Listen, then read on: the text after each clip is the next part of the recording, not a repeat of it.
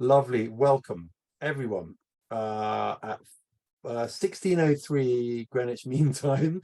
But I think we have a transatlantic gathering today, which is very exciting for us. I'm Ben Cairns. I'm the director of the Institute of Voluntary Action Research, and we are the co-hosts of today's webinar with our friends and colleagues at the Trust-Based Philanthropy Project. Shaady, do you want to introduce yourself? Thank you, Ben, and good day, everyone. My name is Shaady Salehi. I'm the Executive Director of the Trust-Based Philanthropy Project based in the US. I'm calling in from San Francisco, California. And just so delighted to be here today because this movement toward trust-based philanthropy and open and trusting is truly a movement that's taking root across the world. So we are delighted to be partnering with IVAR today on this session. Thanks, Shaady, and we are delighted to be partnering with you. And Brenda, welcome. Would you like to introduce yourself? Greetings, everyone. I am sitting in Missoula, Montana, which is where Headwaters Foundation is located. I'm the CEO of Headwaters and have been building a foundation from the ground up based on trust-based approaches. And I'm really delighted to be with all of you and share a little bit of the work that we've been doing here in Montana. Thank you, Brenda, and we'll be hearing from you both shortly. I am just going to do a couple of minutes framing. If you've got questions, please pose them in the chat. There's going to be quite a bit of talking from us. We will share the recording afterwards and resources, but there will be hopefully a bit of time towards the end of the hour to hear answers to your questions from Shaady and Brenda. So the UK context for our discussion today is the Open and Trusting Grant-Making Community, which is a sister to the Trust-Based Philanthropy Project in the US, and more than 100 UK funders who've committed to a set of principles and practices which are aimed at really shifting relationships between funding institutions and funded organizations to a more trusting and, we hope, mutually beneficial footing.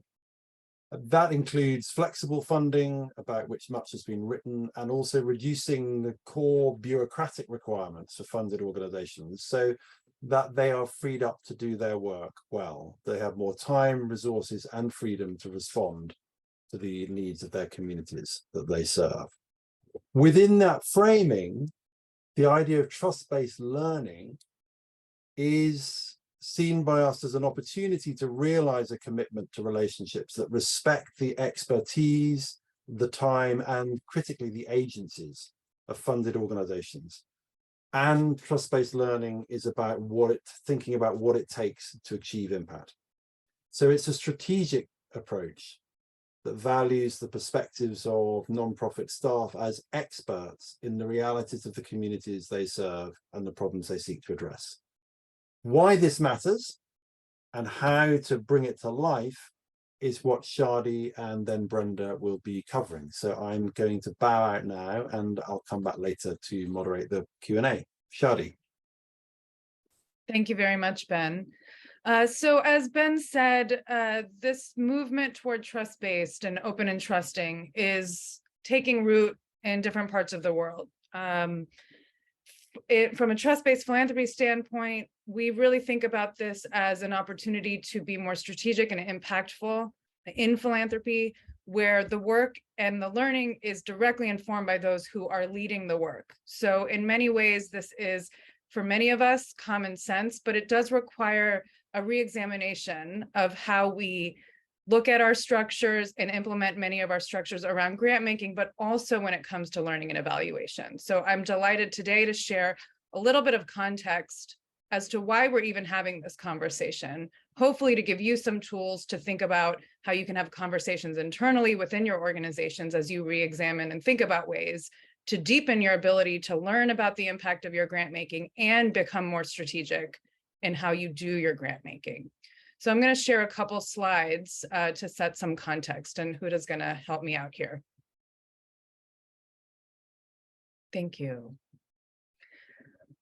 So this image representing the day in the life of a nonprofit or a charity leader represents the realities that many nonprofit and charity leaders experience on a day-to-day basis. So if you have ever been on the fundraising side, or if you represent a fundraising organization, this image is probably quite familiar to you. It depicts a leader who is being kind of pulled in multiple directions with requests and demands from various funders. So on one hand, when it comes to learning and evaluation, there might be a funder that is asking, tell us how your work fits into the theory of change that we came up with without your input. Or how will this 10,000 pound grant advance measurable impact on a deeply rooted systemic issue in the next 12 months? Be specific. Or even other things that nonprofits hear. We strongly recommend you attend our consultant-led training to learn how to quantify your impact in a way that our board can understand. These are just small examples, slightly satirized, but actually probably quite familiar if you've been a fundraiser, about the realities that nonprofit leaders deal with, where they are pulled in multiple directions to quantify their work in a way that fits in with individual foundations' requirements. And while this might seem like not too big of a deal on a small scale, when you think about this being multiplied by the many number of funders that nonprofits have, it actually distracts them from learning about the whole of their work, because they're so focused on trying to shape their and quantify their impact in multiple ways that can be translated to multiple different types of organizations. So not only does this distract their time and energy, but it also distracts them from having the opportunity to really have a deeper sense of learning about what it takes to achieve impact and what's getting in the way. On the funder side, the limitations are that we only get a sense of a very narrow picture of the work that's happening in the context of a very specific project grant, or in the context of how a foundation sees impact. So it removes opportunities for funders to actually understand the bigger picture of what's happening, the variable factors that come into play that affect impact and social impact work, and the complexity within which many of nonprofit organizations are operating within. There are so many variables at play. So when we box nonprofits into very specific requirements like this, as funders, we actually don't get a clear picture of the impact that's happening, and nonprofits have less time to actually focus on their intended impact. So this, I think of as the ultimate irony of how traditional industry standard approaches have been happening in our sector to both do grant making and understand impact. So what's a different way to do it? Next slide, please.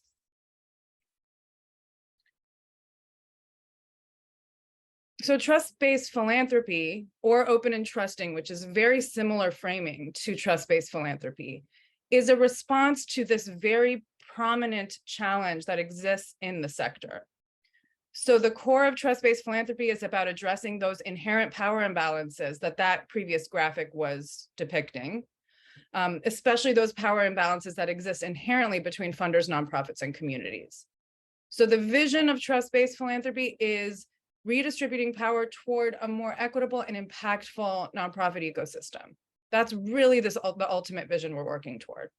And there's a lot of practical elements similar to what Ben described around multi-year funding, flexible funding, streamlined process, really freeing up organizations to focus on their work, but making a little bit and more space for actual relationship and mutual learning.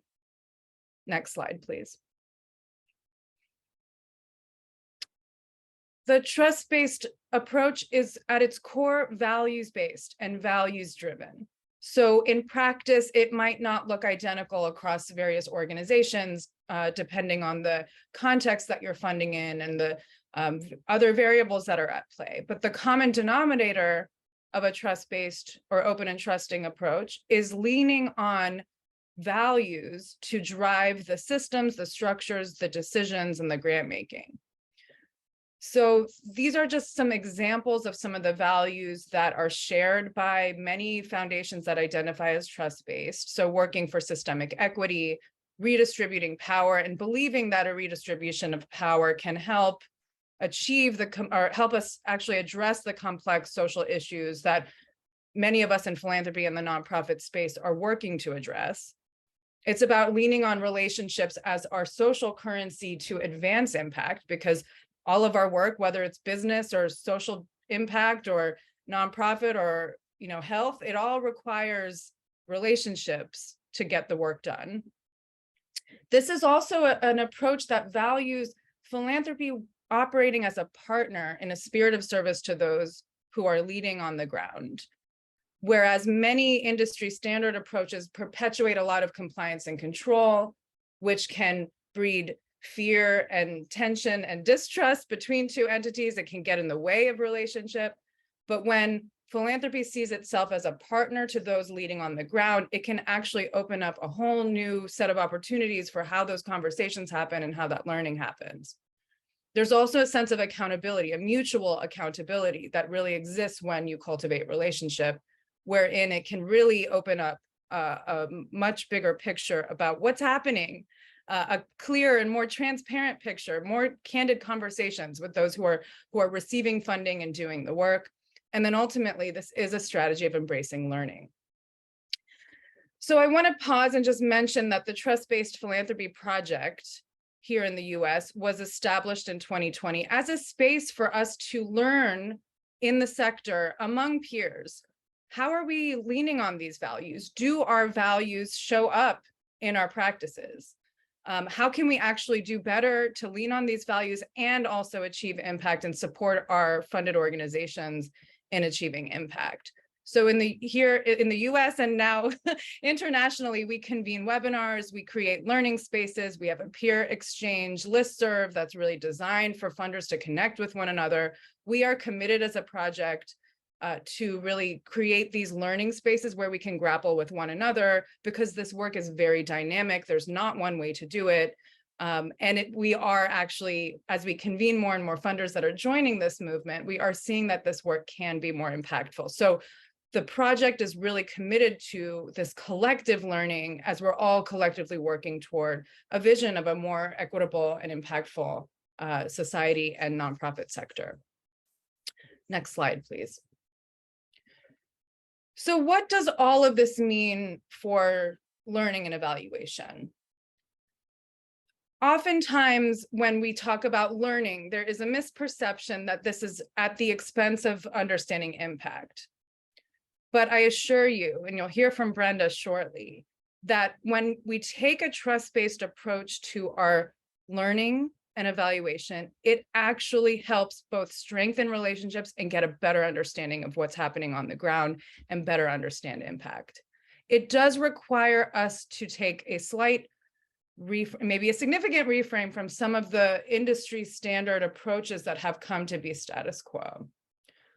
So there's a three-pronged approach, and this approach was very heavily informed by what Brenda and her team at the Headwaters Foundation developed and have designed and implemented as they understand impact across these three levels. So the first prong is learning for accountability. This answers the question, how well are we as grant makers living into our values? It is a focus on where you have the most control over your work, because it's what you're doing, how you're showing up, the grant making that you're doing.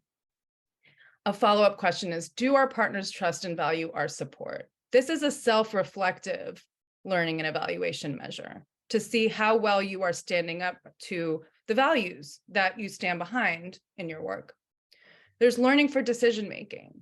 This is really key. This is where the strategy comes into play. This is understanding how well are we as funders supporting our partners in achieving their goals? How well are we strengthening the nonprofit ecosystem? So this leans into that value of partnering in a spirit of service, and it can really help inform how you do your grant making. Can you shift, do you need to improve or shift or think about the grant making a little bit differently so that it can open up new doors for your partners to achieve impact, or remove barriers that are coming up for your partners in achieving impact? So this is a very iterative process that a whole organization, all staff can be a part of, where it's really about that. What are we learning from these relationships? What are we learning about the accelerators to impact and the barriers to impact? It's a bigger frame, but it's a quite liberating frame, because it helps us recognize that one single grant is not going to make, huge impact. But when you look at the picture more holistically, you can think about how your contribution to impact can shift and deepen in support of the goals that you and your partners define. And then finally, there's this prong of learning for long-term impact. And this is that hot topic that many people want to know. Are we changing policies? Are we changing systems over time? Trust-based philanthropy makes space for this bigger picture learning, but it requires us to take a step back and look at data from, bigger picture timelines, 5 to 10 years. And then it always comes back to the accountability. How can our partners help us interpret this data and act on it as we look at what's happening over the longer term picture? Next slide, please.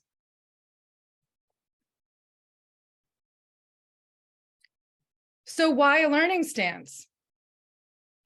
From there's 3 points I would love for you to walk away with, and I'm sure Brenda will build upon this with some stories. It allows for more honest and transparent relationships between funders and funded organizations. And I can't underscore how important this is, because if we really want to, if funders really want to understand impact, it requires honest conversations.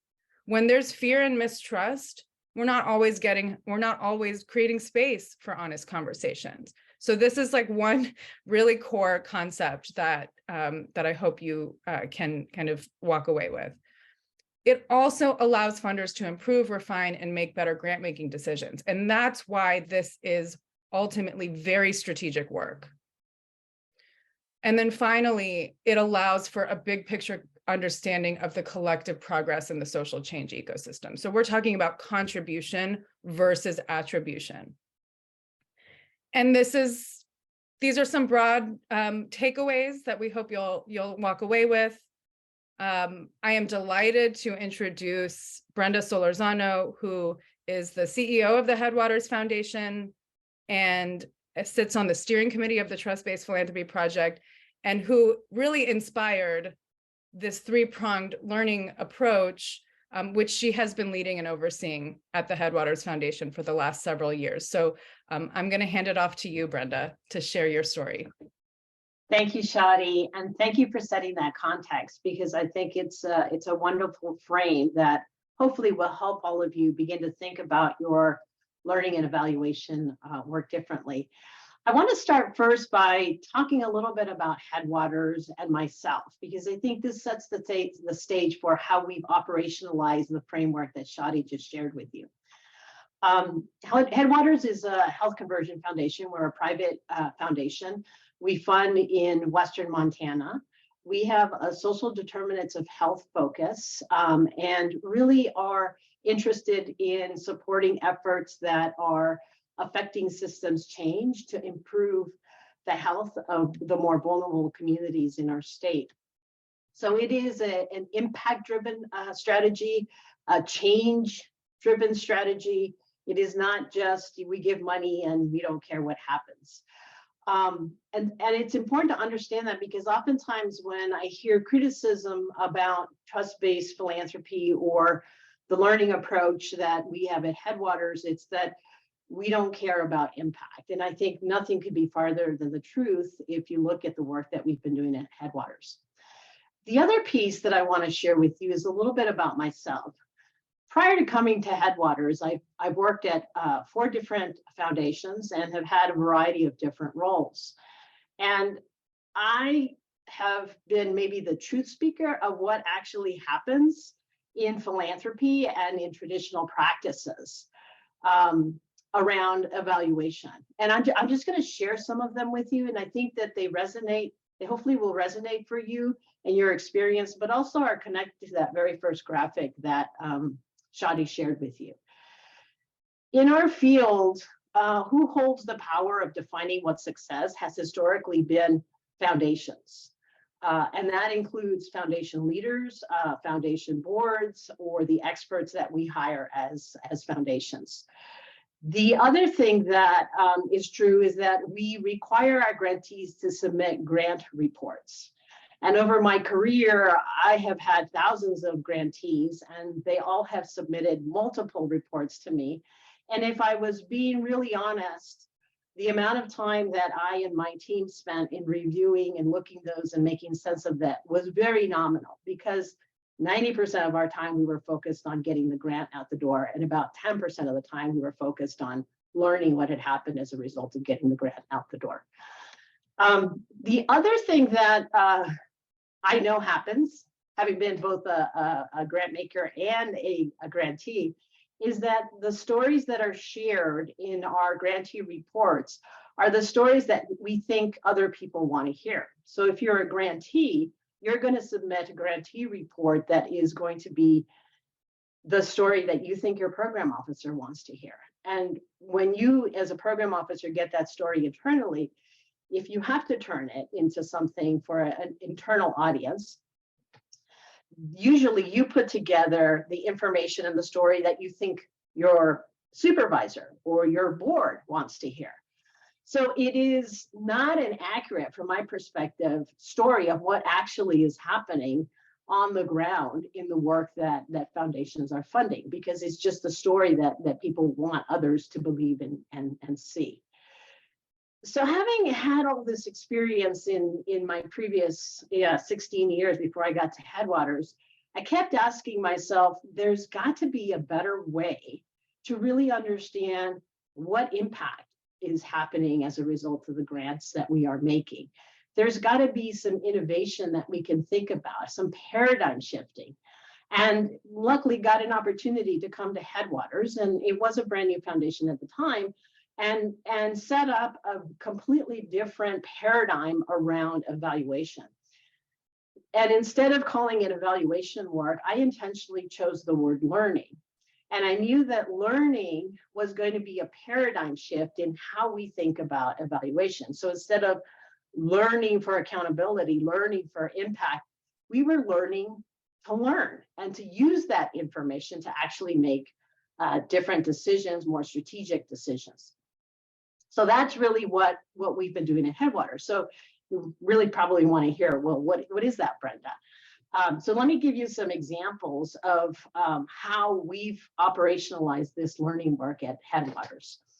Before I jump there, I want to share with you that at Headwaters, we actually have, in our grant making practices, radically shifted how we do our grant making. We have automated and used technology to do some grant making.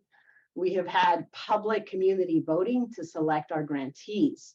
We have no applications. We don't use requests for proposals. We don't use letter of interest. We don't have deadlines. And we don't have your traditional due diligence practices that I think a lot of foundations in the industry tend to have.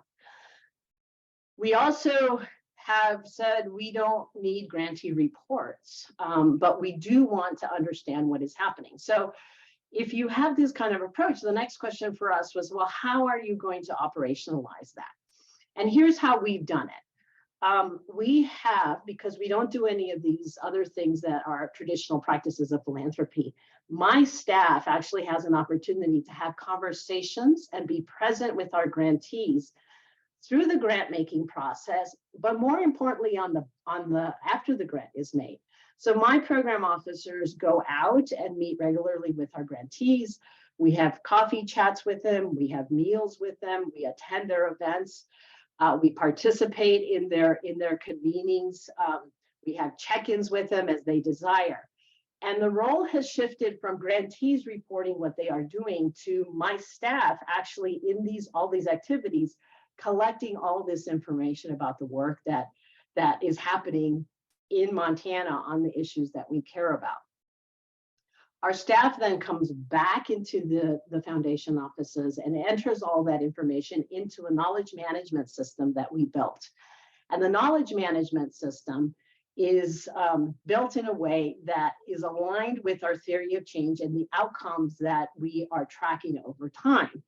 And because we built this knowledge management system with those things in place, our staff can go in and enter information and tag it to the specific outcomes that we have. And we can then pull out all of that data and information back out of the system to be able to look at it and understand what is happening across each of the outcome indicators. The other thing that we did is in defining success, we didn't go the traditional approach of the foundation doing all the internal work and then sharing it with our grantees and saying, this is what we would like to fund you to do. We took the different approach and said to our grantees, how would you define success in the work that we would be supporting you? And based on conversations that an evaluator, an external evaluator consultant had with our grantees, we came up, or the grantees came up with the outcomes that we are tracking. So the definition of success has been driven by our grantees. And that's a big power shift between the foundation defining success versus the grantees defining success. So now we have grantee defined success, and we have role shifting of our staff doing all the heavy lifting around capturing the information and entering it into the knowledge management system that we built. The other thing that we did was we created what I call a learning book. And the learning book has the 3 elements that Shaady shared in the slide deck. And there is a section in the learning book that is specifically about learning for accountability. And the kinds of questions that Shaady shared are what we include in that first portion of our learning book. And it also includes things like, are we funding in every county that we serve? What does the BIPOC composition of our grantees look like? What are the sizes of the grants that we're making and the sizes of the organizations that we are funding? And this is giving us information around things that we actually control, and that we should be held accountable to living our values and doing the things that our board has directed us to do. And we collect that information and report on it on a quarterly basis to our board. We also share it publicly. The second part of our learning book is learning for understanding what's happening programmatically. So that second part in Shaady's slide. And this is where all of the information that's in the knowledge management system helps inform the information of what is happening in the field. So we, for example, fund in early childhood because our staff is out there having all those meetings and those conversations and participating in all those events across, a lot of different grantees in Western Montana. They actually sit on a perch where they can look and understand what is happening, what is working, what's not working, and be able to write all of that up and put it into our learning book. So it's not necessarily a grant by grant perspective, but it is what is happening in early childhood in Western Montana. Where are our grantees having success? What are the challenges that they're facing? And then we can share that information and look at it on a regular basis. The third part of our learning book are what I call leading indicators, and it's the focus where I think philanthropy has traditionally been, which is, are we ending hunger? Is every child ready to learn when they enter school? While we're all trying to achieve that, as Shaady said, those are long-term, decade-long, maybe generational long outcomes that are going to be achieved over a very long period of time. And what we have done at Headwaters is said, we need to track that. We need to understand what is happening on those issues and those long-term outcomes. Because if the needles are not moving in the right direction, we need to understand why and what that means for our work going forward. And if they're moving in the wrong direction, why not? Why are they moving in that direction, and what can we be doing differently? And so we've, based on our theory of change and based on the work that we've been doing in Montana, we have a set of long-term metrics that we look at. Now, the other thing that is important to note about our work is that we can't look at these different pieces of the learning book on the same frequency.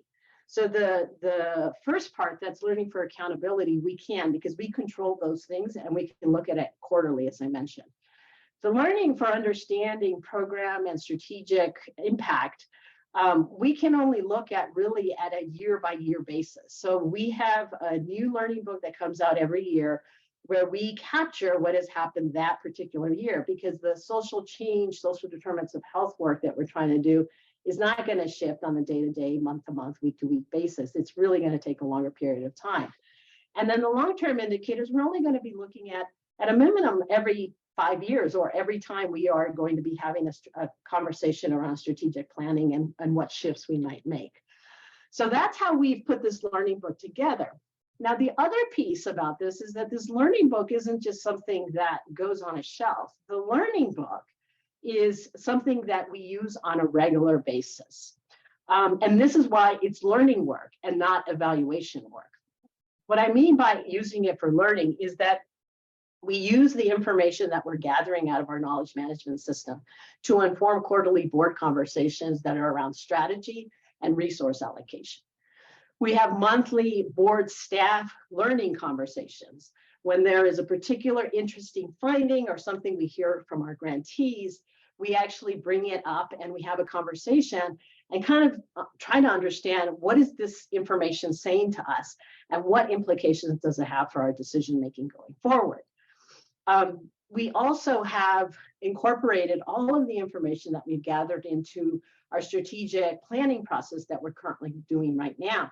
And because we've built it off of the outcomes that the grantees define, the grantees understand why it is that we're measuring this and why it is that we're doing this analysis. And they actually are interested in learning with us about what's working and not working across Montana on a variety of different issues. So that's how we've sort of framed it. We use it all of the time. It's not something that just sits somewhere. A couple of things that I'll also share with you is that this work requires paradigm shifting of how you think about evaluation and learning.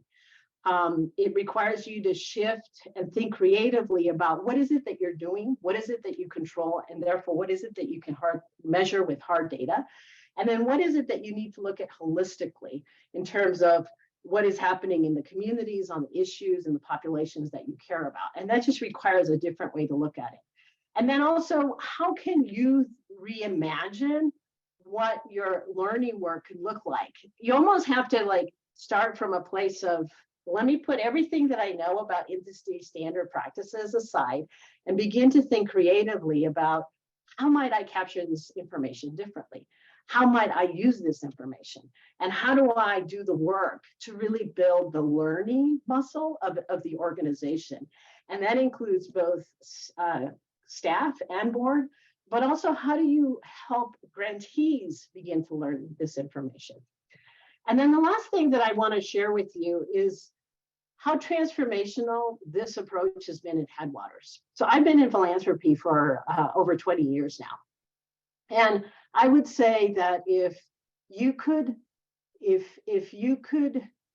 take the practices of philanthropy and really be honest about what we're not doing around real learning, you would be able to see that grantees are telling you the stories they want you to tell because of the power dynamic. If you do your work differently in terms of leading with trust, building relationships, then you have, in a trusting relationship, mutual accountability to each other. And that mutual accountability allows you to work together in a very different way.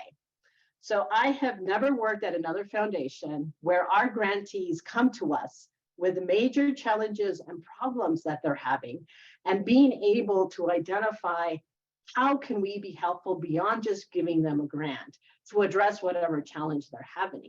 And this comes from having built that trusting relationship, that continuous engagement, and the fact that we're learning not just for accountability and to tell a success story, but to learn about what works and what doesn't work, and therefore make their work more impactful as they go through the process.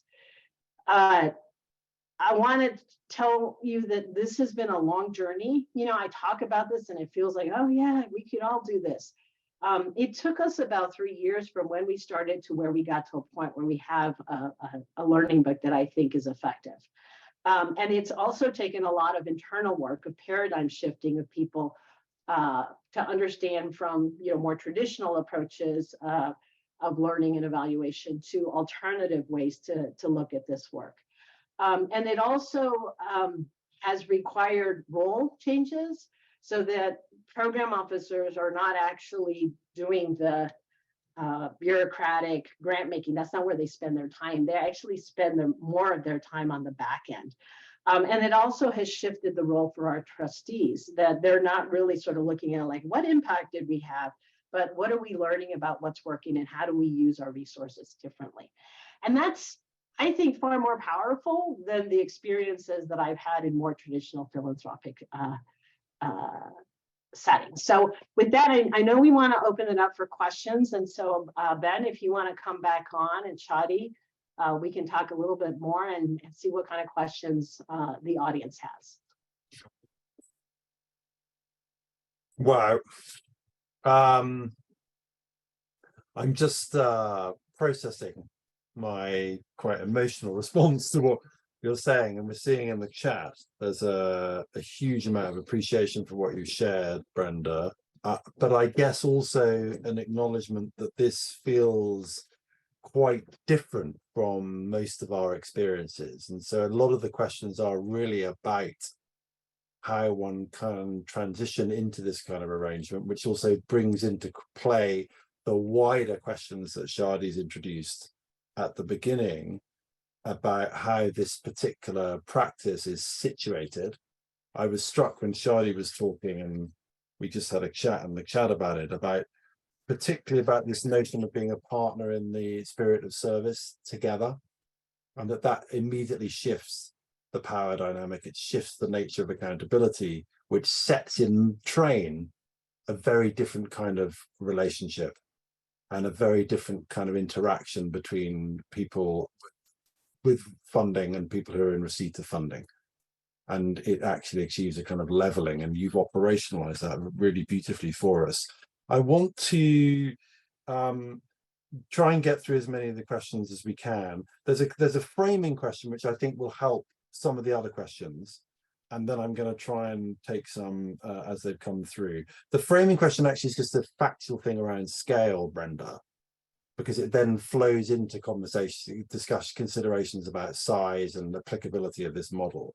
Can you just give us a very quick snapshot of the kind of size and number of grants at Headwater? Yeah, and before I go there, I would argue that it doesn't matter size. I think it's scalable. I think it's leadership and culture work to paradigm shift and implement these practices. With that said, we're a $125 million foundation. We do about $5 million worth of grant making across our region. For those of you who've not been to Montana, Montana is the third largest state in the United States. It takes about 20 plus hours to drive from one end of the state to the other. So it's a big geographic region.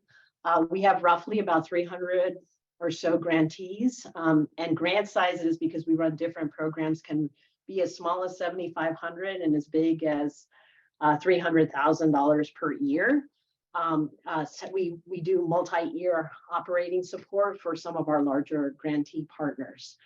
So that sort of gives you that we're small, but we've got a lot of elements of what large foundations do in bigger regions and with bigger budgets than Headwaters. So could you just address that, and then maybe Shaady, I'll come to you for a kind of related question. But this question around, I wonder if it's another pushback around this kind of very granular relational approach, which is, well, it's possible in place-based, or it's possible in a small foundation. What's your sense of how one might counter that argument around scale and place particularly? Yeah, the other thing I forgot to say is that we only have 3 program staff that do our work. So, each of them is carrying a significant load. So we're not talking about, 10 or 20 grantees. But I think what allows our staff to have these kinds of relationships with that number of organizations is that our staff is not working internally. We're not reviewing our RFPs. We're not writing internal records. We're not putting together dockets. We're not reviewing proposals and making decisions and going back and forth with grantees. In most foundations, my experience has been that's upwards of 75% of a program officer's time is what I just described. Well, if you shifted your practices and you use automated grant making and you used other ways to do grant making, that's a whole other conversation of how we do that at Headwaters, then you can open up the time of your program staff to go from 75% internal to 75% external. And now you can cover, wide varieties of conversations and engagements. The other thing I would say is, look at us. We're sitting on this webinar that's got, I don't know how many people, Ben, across the world that are participating here. So there are other ways to engage with people with technology that allows you to maintain those relationships. During COVID, when we weren't able to go out and visit in person, we just jumped on technology, and we funded everybody to have the access to the technology that were our grantees, and we were engaging with them. And yes, it's not the same as, person to person, but it does give you an opportunity to be in conversation and in relationship. And it also takes time. Like the first year, people didn't believe us, grantees, nonprofit organizations did not believe us that we were working this way. But because we've been working with them now over the last 3-4 years, now they're beginning to see that we are actually operating in a way of wanting to be true partners, not just grant makers, not just writing checks, but we are thought partners with them. We are connectors. We are fundraisers. We're doing the work way differently. And so now we've shifted many of those close relationships to online communication mechanisms, because we don't need to be that in person in the way that we were at the beginning. Thanks. Shaady, I wonder if you might offer some reflections in terms of thinking about foundations that are not in this place, because there are a number of questions that are directly or indirectly about how one might transition to this. And as part of that, and then maybe we'll come back to you on Brenda on this point too, and also about how you achieve buy-in. Often you and I have talked about this before, you have the trust-based or open trusting champion, but who struggles to gain real traction internally, which means often the system lags behind the commitment to doing things differently. And actually therefore the status quo is preserved. And as Brenda talked about, this highly kind of performative culture where everyone is involved in a dance of trying to give what they something that someone else needs. What's your thoughts about how we can support a kind of tradition into really quite a very different way of going about things? Yeah, it's a really good question. And I think it is important for us to acknowledge, and Brenda has already acknowledged this, is that this is not the norm for the way many organizations and foundations operate. So how do you actually begin to make movement forward? There's a few inroads I would suggest, and it depends on what would be most resonant for the culture of your organization. But often we talk about, it starts with values. So if your organization has defined values, it's a good opportunity to raise questions internally from a curious stance of, are our practices reflective of the values that we stand behind? And really inviting that kind of discussion. So if you have opportunities to bring that discussion to a board, that's a really useful way to really get the board thinking about the alignment or misalignment of values, and then begin to think about ways that maybe one shift could be more reflective of values. For example, if relationship is a core value, asking yourself, does our application process help strengthen relationship? Or is it actually inhibiting our ability to build relationship? And asking those honest questions internally can inspire some small changes that could be incremental progress toward change. So that's one direction that might work for an organization that does have clearly defined values and has made space to talk about it, or there's a willingness to talk about values. Another opportunity is to really think about, if focusing just in on learning and evaluation practices, is to, again, approach it from a curious stance. Are we learning enough to know if our work is contributing to impact? Are we getting answers, and are we using those learnings? Like what Brenda was describing. And, in some organizations, you're so focused on getting the grant money out that there's not even time to actually absorb and think about the impact on the ground. So are we actually making space to understand this impact in a nuanced way? And what are some ways we can do that better? In an ideal world, you could think about creating space for staff and board learning, like Brenda described, excuse me, which is a dedicated space to really, one, kind of collectively know what is it that we're working toward and what are the themes we're seeing and learning across our work. That's kind of a cultural shift that, you know, if there's readiness for that, or if there's a standing staff meeting, even having some opportunity to make a little space, just open-ended, what are we learning based on conversations or relationships with our communities? So there's various inroads, but as you hear, this is a long-term process, but it really comes back to thinking about ways to establish a culture wherein there's space to learn with and from grantee partners, and then always thinking about how can we actually shift and evolve our practices that can be more reflective of the values in a way that we can actually learn the real stuff. One final point I want to raise is that a lot of the standard evaluation practices are about proving something. Let's prove that this grant achieved X. And that inherently is kind of unrealistic for those of us that have experience working in social change work. It's never like a one-to-one causation kind of effect in grant making. There's so many other variables at play. So actually, if we shift from, are we trying to prove something and force this to prove something? Or do we actually want to understand what our contribution is to change? And if so, if that's what we're trying to do, what can we shift or evolve so that we can better understand that and be a more strategic funder in the long run? I think the other thing that I'd add to Shady's comments is we've been very intentional about building a learning culture. I think a lot of people talk about evaluation, but don't talk about learning.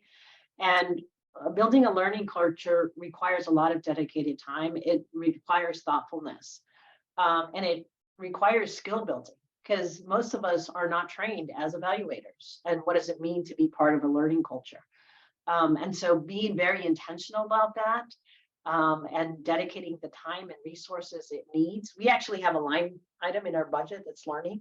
We have learning as part of everybody's job description. No, it doesn't live in one place. We have time carved out at our board meeting, at our monthly learning conversations. And we've also had to do training so that people know how to learn. Like, when you have this information, how do you synthesize it? How do you digest it? How do you make sense of it? And how do you use it to make different decisions? And that is an intentional approach to building a learning culture within an organization.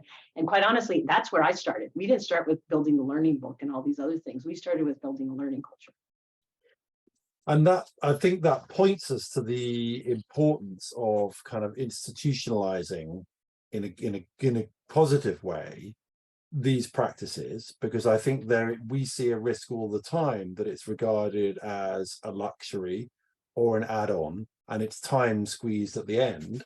And we've written recently about it needing to be regarded as a core function of good governance, which is to, you know, be able to learn about the work in order to inform how you do the work, and that virtuous circle that occurs. But it's easy to be kind of seduced, if you like, by this model, which we're all, you know, on people on this webinar, no doubt, can lean in probably to the more trust-based, open and trusting way. We know, though, that this is not industry standard, and I think it would be responsible of us to try and engage with these questions about buy-in a little bit, because you've started from the outset along a particular route. So you're not pushing against an existing set of practices, as I understand. But most of the people on this call and most of the people that Shaady and I are working with have practices where there is anxiety about the risk of too much time on learning and the risk of allowing grantees too much freedom to drive success. What's some of your reflections, starting with you, Brenda, and then Shaady, about how we can help build the buy-in for this very different way of working? Yeah, I think it comes down to change management, Ben, and really thinking about what change management best toolkit can you use to start having a paradigm shift with those current practices that you have in your organization. And while I didn't start from an organization that was, you know, already set with its practices, I did start with a board that was set in your more traditional approaches to evaluation. And so I had to do some paradigm shifting for them first. And also with my staff, they all have experience working in foundations or working as nonprofit leaders, and their paradigm is industry standard on this work. And so it's all about change management, paradigm shifting, and that requires opportunities to teach people about what might it look like if you did it differently. And that, for me was, let's pull out articles about what learning is about. Let's pull out articles about organizations that have built successful learning cultures. Let's pull out an example of somebody who's doing something very different that maybe we hadn't thought about. And all of a sudden, those conversations start opening up people's minds, and they're much more receptive to engaging in trying something. And that's the other thing. We started by experimenting with different things. This didn't all come out at once. And when you experiment and you get success and you learn from it, and then you try something else, that both teaches people that it's okay to move in this direction, but it also begins to build that learning muscle with the folks that you're working with. Shaady. I'm trying to think what I can offer that I haven't already shared. I think I want to address a concern that sometimes comes up when we even say things like, let grantees define their own impact. I think automatically sometimes that kind of creates this fear of, oh, so that means we have no we have no say as a funder on what's happening.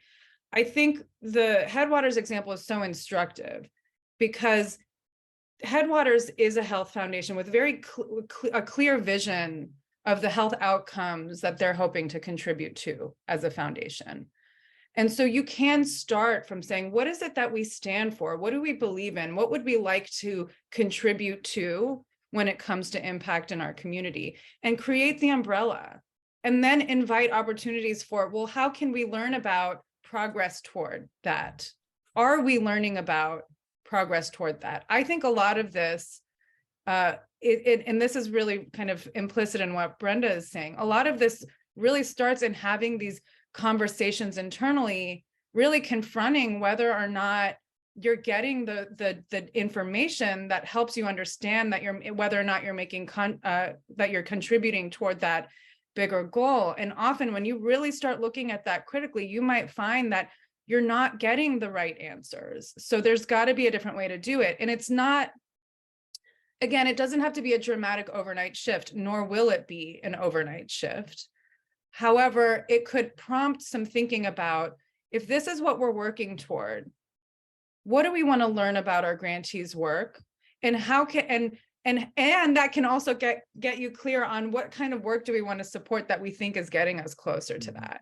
And let's hear from community leaders about what they would like to see toward that bigger long-term goal and what they understand as progress toward that bigger long-term goal. It's like Brenda said, it's a different muscle. It's a muscle of acknowledging that this change work is messy, and we don't have all the answers, and we have to learn as we go if we're going to be more strategic. So I think the incremental change is in some of those conversations, some confronting the reality that maybe the information you're collecting might not actually be helping you improve and learn. And then once you begin to see those little bits, then thinking about ways that you can have different ways of collecting information and internal learning conversations that can help paint a different picture. But again, it requires reinforcement. I think it also requires leadership that's invested in holding space for that kind of learning culture, and seeing the value of it. And then, like Brenda said, lifting up examples of others, because this is, this has now been done long enough that there is evidence that this is working. And I think that can alleviate some of the fear that this, that it could be like totally risky and not outcomes oriented. So a few random thoughts. No, that's very helpful. And of course, that the story of the contribution made by the work that's been funded in this way, and that it's not just a bunch of people just smoking weed on the beach, but actually they're doing maybe better work is really important.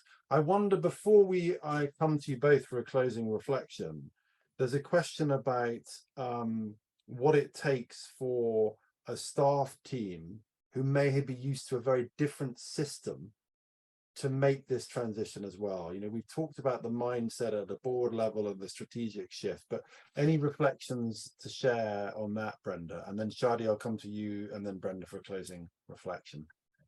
I think it goes back to what I was saying around building the staff skills. So for us, we had to train our staff. We had to develop an interview guide, because we actually do have interview guides. They don't use them in the way that you would a traditional interview process, but it helps them structure the conversation over coffee with a grantee. We had to teach them how to take notes and how to capture that. We had to teach them how to enter it into our knowledge management system and all the things that we were wanting to track. And then we had to teach them what to do with it. And it's a different skill set that I think most program people do not necessarily have. And rather than having an external consultant do all of this work for us as in an evaluation form, or having an evaluation and learning team, building this within the construct of the program staff actually helps the learning cycle, because they're now doing the work, and it's actually, light bulbs are going off as they're doing this work to say, we should be thinking about this capacity building thing, because I keep hearing this from, you know, all these different conversations that I'm having with grantees. So investment in staff learning and skills building and tool development, I think is really important for moving in this direction and helping staff members feel that way. The other thing is, I'll just be very candid that when I talk to foundations, people are afraid that, you know, if we're not doing the due diligence the way that you're supposed to be doing it in the industry standard, or you're not doing grant making the way that the industry does, my job is going to go away. And then I'm not going to be needed. And so there's some internal resistance to that. And what I explain to folks is that it's not about job elimination, it's about job reimagination. And I can tell you that my program staff is way happier than any other program staff I've led in my career, because of the way that we're doing this work differently. Thank you so much. So look, the hour's up, and we've got a lot more to cover, but we're gonna need to stop. I think probably we'll need to reconvene repeatedly to keep the drumbeat going. I wondered if you both want to just share any closing reflections that people can take away with them as they continue towards a better learning future. Can I start with you, Shaady? Yeah, I'd say that learning allows funders to be more strategic. Thank you. Brenda? I would encourage people to sit and contemplate, where are they holding on to power in their evaluation and learning work, and how can they let go of that? Well, look, thank you both, colleagues and friends from the US. This is a global movement for change, as Shaady said, and we're really delighted to be working with you both. And what I think today reminds us is that we really need to share the stories, because otherwise it just becomes a set of words that feels very, very daunting. And so we've got to make it real and bring it to life in this way. So thank you so much for managing the different time zones. Thank you everyone for coming. One day we'll actually be able to see you all on some wonderful screen, but that day isn't quite here yet. So for now, go well, learn well, and see you all again, I hope.